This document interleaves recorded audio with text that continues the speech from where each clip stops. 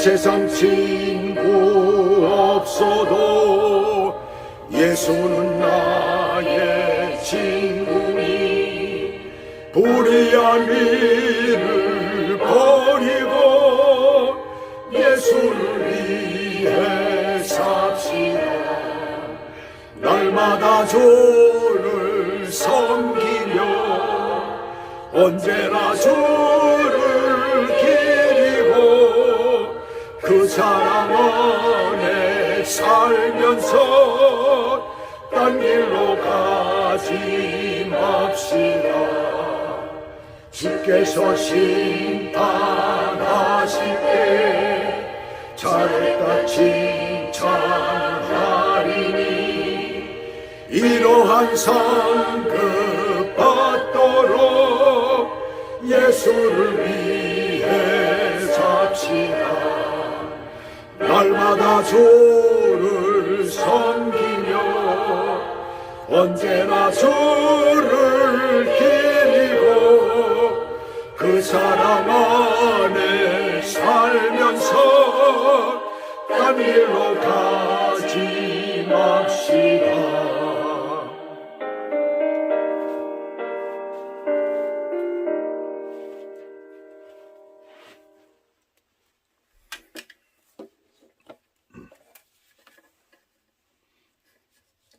오늘 하나님의 말씀 창세기 29장 1절에서부터 14절까지 내용입니다.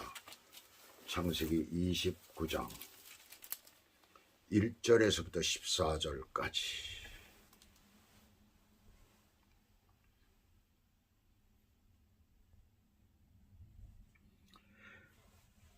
야곱이 길을 떠나 동방 사람의 땅에 이르러 본즉 들에 우물이 있고 그 곁에 양 세 떼가 누워 있으니 이는 목자들이 그 우물에서 양 떼에게 물을 먹임이라. 큰 돌로 우물 아귀를 덮었다가 모든 떼가 모이면 그들이 우물 아귀에서 돌을 옮기고 그 양 떼에게 물을 먹이고는 우물 아귀 그 자리에 다시 그 돌을 덮더라. 야곱이 그들에게 이르되 내 형제여 어디서 왔느냐? 그들이 이르되 하란에서 왔노라. 야곱이 그들에게 이르되 너희가 나홀의 손자 라반을 아느냐? 그들이 이르되 아노라. 야곱이 그들에게 이르되 그가 평안하냐? 이르되 평안하니라. 그의 딸 라헬이 지금 양을 몰고 오느니라. 야곱이 이르되 해가 아직 높은즉 가축 모일 때가 아니니 양에게 물을 먹이고 가서 풀을 뜯게 하라. 그들이 이르되 우리가 그리하지 못하겠노라. 때가 다 모이고 목자들이 우물 아귀에서 돌을 옮겨야 우리가 양에게 물을 먹이느니라. 야곱이 그들과 말하는 동안에 라헬이 그의 아버지의 양과 함께 오니 그가 그의 양들을 치고 있었기 때문이더라. 야곱이 그의 외삼촌 라반의 딸 라헬과 그의 외삼촌의 양을 보고 나아가 우물 아귀에서 돌을 옮기고 외삼촌 라반의 양떼에게 물을 먹이고 그가 라헬에게 입맞추고 소리내어 울며 그에게 자기가 그의 아버지의 생질이요 리브가의 아들됨을 말하였더니 라헬이 달려가서 그 아버지에게 알리매 라반이 그의 생질 야곱의 소식을 듣고 달려와서 그를 영접하여 안고 입맞추며 자기 집으로 인도하여 드리니 야곱이 자기의 모든 일을 라반에게 말하며 라반이 이르되 너는 참으로 내 혈육이로다 하였더라. 야곱이 한 달을 그와 함께 거주하더니. 오늘 하나님의 말씀 제목은 도망자에서 꿈과 소망을 가진 자로의 출발. 제목이 좀 길지요. 길고 조금 어려워 보이죠. 도망자에서. 그럼 도망자잖아요. 야곱이. 근데 하나님을 만나면서 꿈과 소망을 가졌어요. 그래서 꿈과 소망을 가진 자로서의 출발입니다. 그런 제목을 붙였습니다. 오늘부터 시작되는 이 29장과 30장은 무려 6문단이 나옵니다. 근데 이 6문단에 굉장히 중요한 부분들이 있어요. 그래서 우리가 그 내용을 잘 봐야 됩니다. 한 가지 의문을 갖습니다. 구약 성경의 처음이 되는 창세기에 대한 것을 지금까지 우리가 들으면서 강력한 한 가지 의문이 들죠.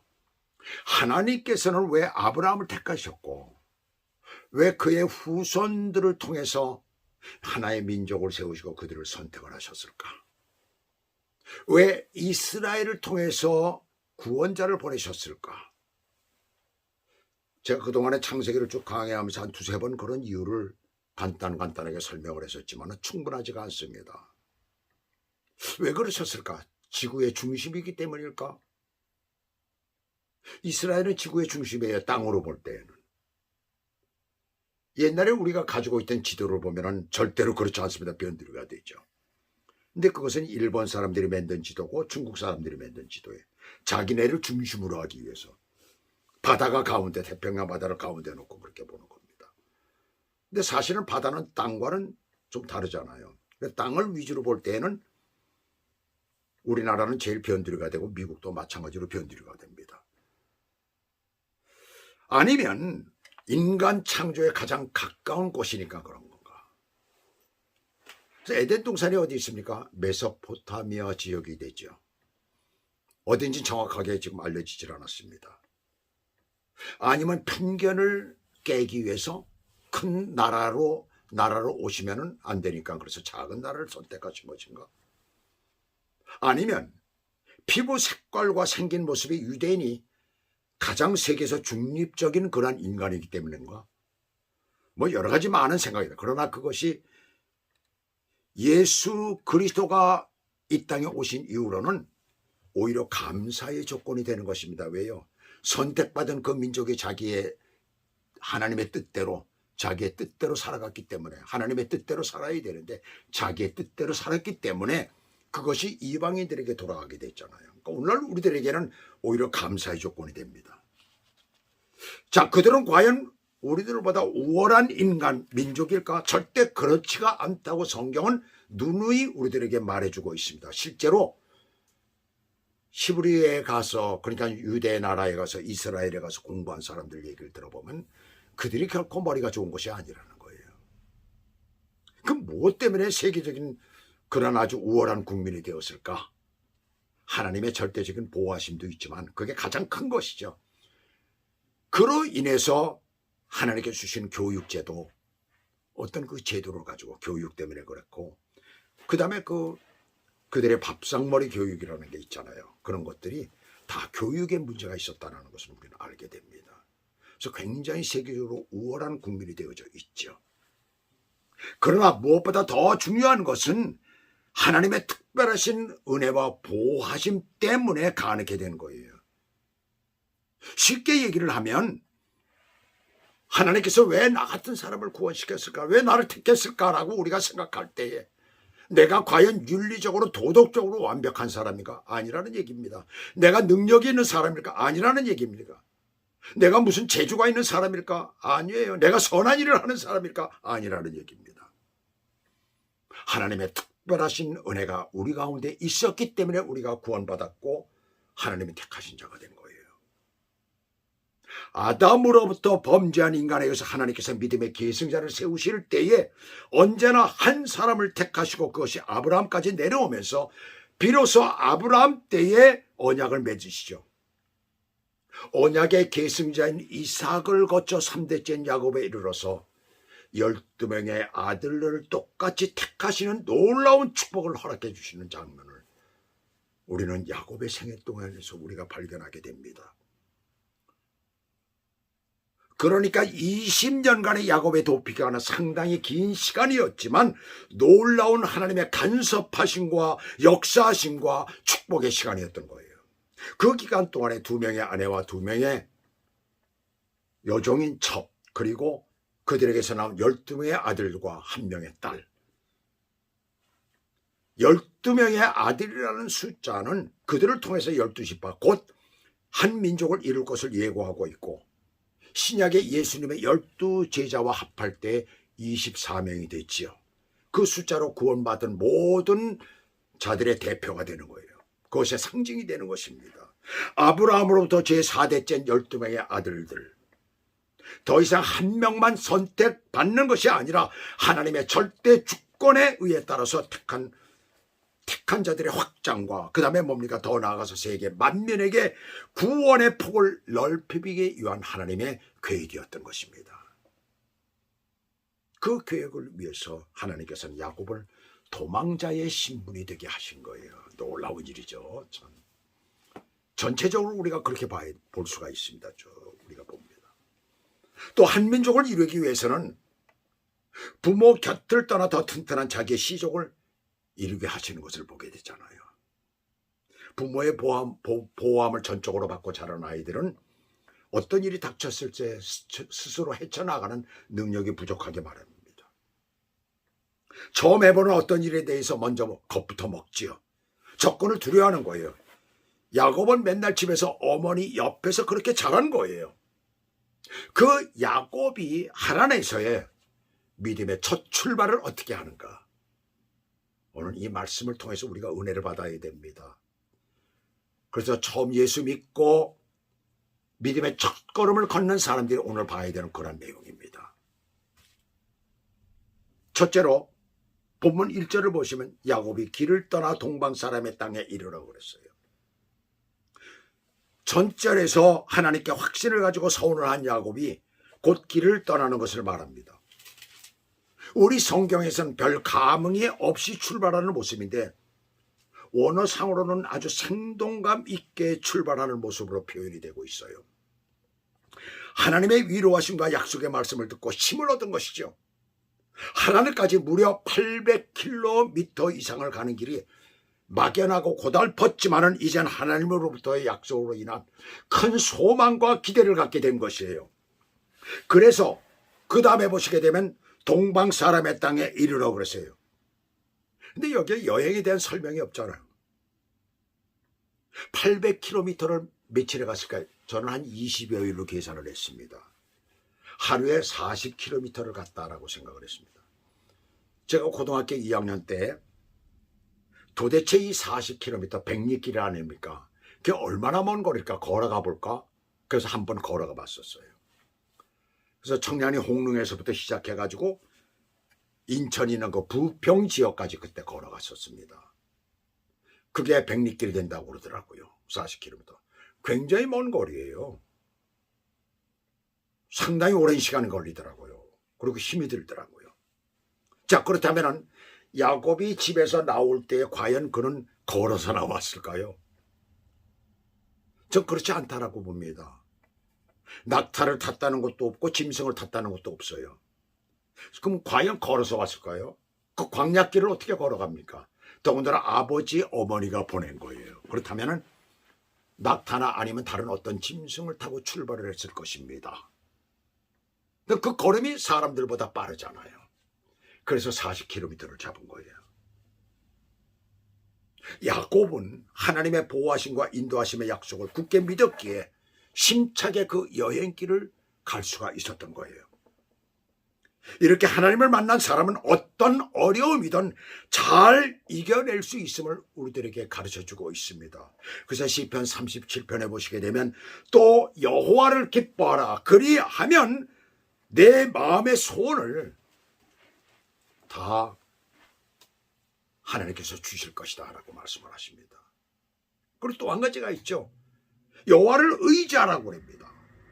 너의 길을 여호와께 맡기라. 저를 의지하면 하나님께서 너를 도와주신다. 그 길을 평탄하게 해주신다. 그것을 이루게 하신다. 라는 이런 말씀이 나옵니다. 하나님을 의지할 때 우리 믿는 사람들이 제일 먼저 해야 될 것이 하나님을 기뻐해야 되는 거예요. 내 마음속에 들어온 하나님을 그 기뻐할 때에 내가 바라고 원하는 소원이 이루어진다는 것을 말하고 있습니다. 정말 예수 그리스도가 내 안에 들어와 계신데 나는 기쁨을 가지고 살고 있습니까? 정말 예수 그리스도가 내 안에 계신데 나는 나의 모든 길을 주님 앞에 맡기고 지금 살아가고 있습니까? 그것을 한번 제대로 해보세요. 주께서 모든 것을 이루어 주실 줄 믿습니다. 누구를 만나거나 처음 접하는 어떤 일이거나 확신을 가진 사람은 그런 확신을 가지고 살아가면 결코 실패하지 않는다는 것을 우리가 여기서 배워야 합니다. 또한 우리의 인생길에 이렇게 힘을 주는 동반자가 있으면 우리의 길이 결코 힘들거나 헛되지가 않습니다. 바로 주님은 우리의 진실된 동반자이심을 믿으시기 바랍니다. 주께서 우리와 함께 계시잖아요. 그 다음에 두 번째로 2절부터 8절까지 보시면 어디에서든지 새로운 첫걸음을 내딛는 자는 적응하는 데 속도감이 있어야 되는 거예요. 적응하는데 속도감이 있어야 된다. 빠르게 적응해야 된다는 것을 여기서 말하고 있는 거예요. 이전에 보시게 되면 본즉이라는 말이 제일 먼저 나오잖아요. 와야르 위헨네라는 그런 말인데 킹 제임스 성경은 잘 번역이 되어 있어요. 그리고 그가 보았다. 그리고 보라라는 말이에요. 그리고 그가 보았다. 그리고 보라라는 말입니다.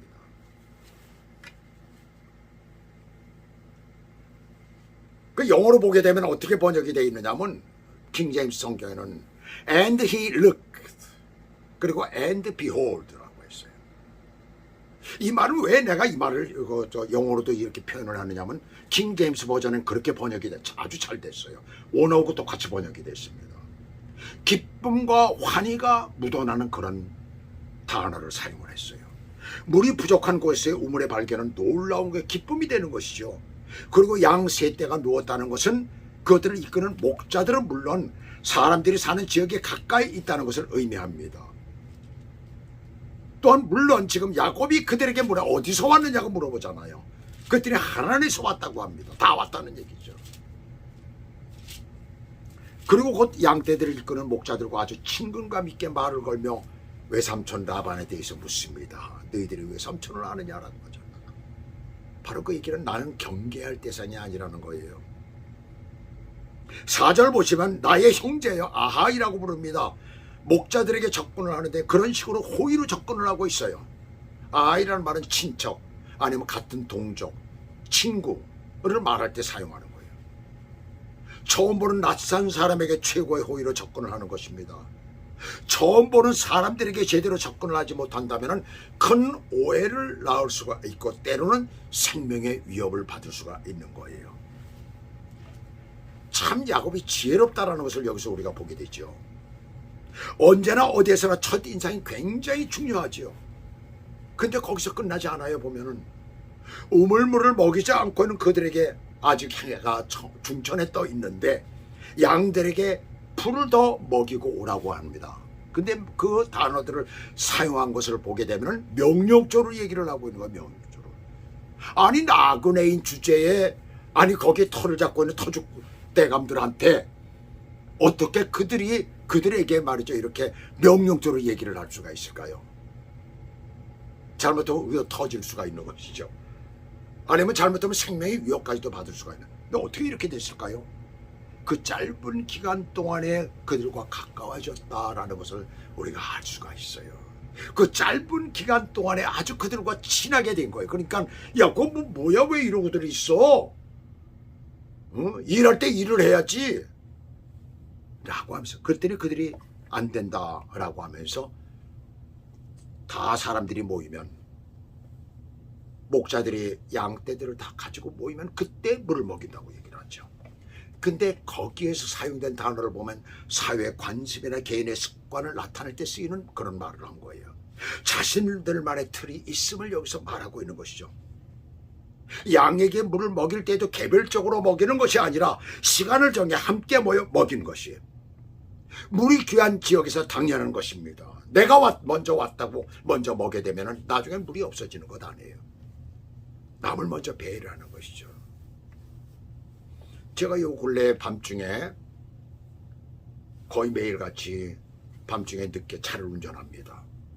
그럼 차를 운전할 때 밤에 운전할 때 제일 문제가 뭐냐면 뭐 큰 대로상에서는 별로 그렇게 크게 느끼질 못합니다만은 좁은 길에서는 원웨이로 가고 원웨이로 이렇게 오는 그런 길에서는 상대편에서 불을 라이트를 갖다 강하게 키면은 앞이 보이질 않아요. 운전하는 사람이. 근데 요즘에 하얀 그 라이트라고 해서 나오죠. 그래서 그것을 많이 삽니다. 왜 잘 보이기 때문에. 그리고 또 그것도 뭐 이 와트수가 굉장히 센 것들을 이렇게 달아놔요. 근데 그것도 좋아요. 그것까지도 이제 이해를 합니다. 근데 거기에다가 하이빔을 하는 거예요. 옛날에 쌍라이트라고 그랬잖아요. 그 쌍라이트를 켜게 되면은 어떻게 됩니까? 상대방이 이거 환하게 비치기 때문에 길이 안 보여요. 근데 어떤 사람들은 그렇게 켜고 오다가 상대방의 차가움을 끕니다.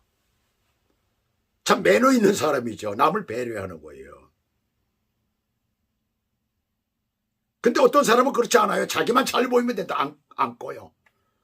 그 어떤 땐 저도 이제 화가 나가지고서는 저도 한번 그렇게 쌍라에서 그런 사람들 올 때는 확 켜버립니다. 근데 그러면서 제게 양심이 오는 거예요. 아유, 그러면 안 되지. 물론 이제 그런 불을 안 켜고 오는 사람, 근데 그렇게 켜고 오는 사람이 무려 3분의 1이 돼요. 참 많은 사람이 그러더라고요. 남 생각 안 하는 거예요. 나만 잘 보면 다른 사람 생각 안 합니다. 여기서 말씀하고 있는 것이 배려라는 얘기예요. 우리 그리스도인들은 어떻게 살아야 될까요? 고린도전서 10장 24절에 보면 누구든지 자기의 유익을 굳지 말고 남의 유익을 구하라 라는 말씀이 나옵니다. 남을 먼저 배려하는 그것이 바로 그리스도인의 삶이라는 것을 여기서 말하고 있는 거예요. 작은 일에도 다른 사람을 생각하라는 얘기예요. 다른 사람이 어려움 당하지 않게. 여기서 야곱은 그들의 법을 지켜야 함을 깨닫게 됩니다. 어디에서 새롭게 시작하려면 그들의 법을 따라야 되는, 로마에 가면 로마의 법을 따르듯이 말입니다. 그래야 그들과 어울릴 수가 있는 거예요. 그들로부터 인정을 받을 것이고 그들과 함께 할 수가 있는 것입니다. 세 번째는 이 문단에서 한 가지 더가 있어요. 이 문단 가운데 나오는 세 가지 중요한 단어예요. 목자와 양과 물입니다. 그것은 장차 야곱이 이것에서 가장 중요하게 생각하며 살아야 하는 생명과도 같은 거예요. 이것은 또한 예수 안에서 구원받은 하나님의 백성들에게 어떻게 무엇으로 험난한 신앙의 길을 가야 하는가를 가르쳐주고 있어요. 뜨거운 태양이 내리쬐는 광야에서 풀을 뜯던 양들이 갈증을 해소하기 위해서 쉬기 위해서는 생명수와 같은 물이 있는 곳으로 가야 되는 거죠. 이것은 마치 모든 인생들이 영적 갈증과 안식을 얻기 위해서는 생명수 물가인 교회로 아예 예수님을 만나잖아요. 하나님을 만나는 거 아니에요. 거기서 하나님의 말씀을 듣고 회개하고 영적인 힘을 얻고 살아야 하는 것과 같은 거예요. 예수님께서는 누구든지 목마르거든 내게로 와서 마시라고 말씀하십니다. 그래서 요한복음 4장 14절에는 내가 주는 물을 마시는 자는 영원히 목마르지 아니하리니 내가 주는 물은 그 속에서 영생하도록 솟아나는 샘물이 되리라고 했어요. 예수님의 말씀 가운데서는 영원한 생명이 있다는 것을 우리들에게 가르쳐주고 있는 것입니다. 그 영생의 물을 먹을 때 우리는 이 땅에서 온전히 살 수 있다는 것을 말하고 있는 거 아니에요. 참 목자이신 주님 안에서 우리는 참 생명을 얻을 수가 있는 거예요. 야곱이 앞으로 그에게 전개되는 인생에서 제일 중요한 것은 목자와 양의 관계와 같이 하나님과의 관계입니다. 그리고 그 관계에서 절대로 없어서는 안 될 것이 있는데, 바로 꼭 있어야 되는 것이 있는데, 그것은 바로 하나님의 뜻을 알고 하나님의 말씀대로 살아가는 것입니다. 하나님의 말씀인 거예요. 그것으로 사는 것이 그의 삶이 번창해지는 것이고 풍족해지는 것이고 하나님의 뜻을 이루는 삶이며 하나님과 영원히 누리는 삶이 되는 것입니다. 그 사실을 하나님께서는 환경을 통해서 알게 하신 거예요. 이것을 깨달아 믿음의 첫걸음이 시작되는 것입니다. 마지막으로 야곱의 운명의 여인 라헬이 양과 함께 오고, 그리고 곧 외삼촌 라반이 그 소식을 듣고 와서 기뻐 포옹하며, 그 라헬과 만나는 장면이 나오잖아요. 그죠? 어떻게 만났다, 입까지 맞추고 그러는 장면이 나오죠. 그리고 양떼에게 물을 주는 장면. 라헬이 그 얘기를 듣고 자기 아버지를 데리고 옵니다. 그리고 라반이 그를 자기 집으로 인도해서 한 달 동안 생활하게 됩니다. 마치 라헬을 만나는 장면을 보게 되면 할아버지의 종, 아브라함의 종 엘리에셀이 어머니 리브가에서 우물가에서 만나가지고 그를 데리고 와서 자기 아버지 이삭의 배필로 이렇게 주는 장면을 우리가 연상케 하는 그런 내용이 나오고 있죠. 그와 같이 야곱도 라헬을 그렇게 만나면서 그로 인해서 14년을 봉사하고 4명의 부인을 두고 13명의 자식을 낳게 된 것은 어떻게 된 것일까요? 인간의 그런 어떤 것일까? 아니에요. 하나님의 계획하심과 인도하심이 그 안에 있다는 것을 우리는 다시 한번 발견하게 됩니다. 하나님께서는 자신이 세우시고 택하신 자는 손수 계획하시고 인도하시고 보호하심을 깨닫게 됩니다. 한 달 동안의 임시생활은 외삼촌 라반으로부터 중대한 결심을 하게 하지요. 드디어 야곱은 본격적으로 새 삶이 펼쳐지게 됩니다. 야곱의 하나님에서의 첫 시작은 성공적이었습니다. 그러나 그것은 하나님의 뜻이었습니다. 그리고 하나님의 인도하심이었습니다. 기도하겠습니다. 하나님 아버지, 오늘 참으로 야곱의 하나님에서의 첫 장면을 우리가 봅니다. 마치 우리가 예수 그리스도를 믿음으로 말미암아 구원받았을 때에 우리의 모습하고 얼마나 닮아 있는지요. 예수님을 영접하고 그때부터 우리가 본격적으로 신앙생활을 하면서 예수님을 점점 알아가고 하나님을 점점 알아가며 그 주님과 함께 동행하고 어느덧 성장한 그리스도인이 되어서 오늘날 주의 종이 되고 또한 때로는 주님의 귀한 하나님의 백성이 되어서 살아가는 모습을 이 땅에서 우리가 보게 됩니다. 하나님 아버지, 야곱의 이 모습을 보면서 우리 믿는 자들이 더욱더 하나님 은혜 안에 하나님의 계획하심 안에 하나님의 인도하시고 주장하시는 그 안에 온전히 살 수 있도록 은혜를 베풀어 주시옵소서. 하나님 앞에 모든 것을 전적으로 맡기고 그를 기뻐하며 사는 축복의 사람들이 될 수 있도록 축복하시고 인도해 주시옵소서. 예수 그리스도의 이름으로 감사하며 기도 올리옵나이다. 아멘.